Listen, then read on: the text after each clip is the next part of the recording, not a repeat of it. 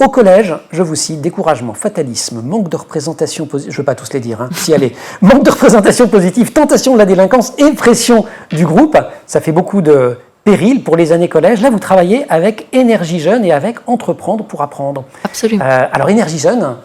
Alors, Énergie Jeune... Philippe Corda, c'est ça. Philippe Corda, c'est une association que je trouve extrêmement intéressante parce qu'elle intervient tout au long du collège, sur les 4 ans, en 12 séances.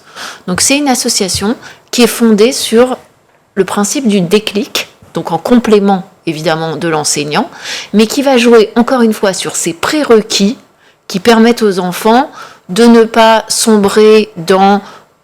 J'y arriverai jamais. J'y arriverai jamais. Voire je me construis une identité sur le fait que je n'y arriverai jamais. Absolument. Ou j'ai envie d'aller voir ailleurs parce qu'en ce moment, je suis en pleine adolescence, la sexualité commence à m'intéresser et globalement, l'école, ça m'intéresse pas des masses, etc., etc.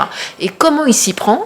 Il s'y prend en travaillant ce qu'on appelle la reine des compétences, c'est-à-dire le fait d'être capable de persévérer. D'accord ? Donc persévérance. L'autodiscipline. Ouais.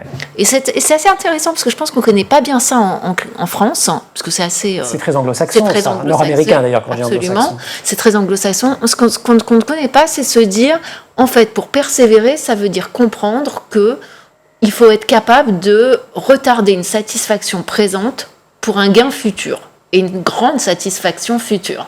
Et très souvent, on se rend compte que c'est une des raisons du succès scolaire, beaucoup plus peut-être que le QI.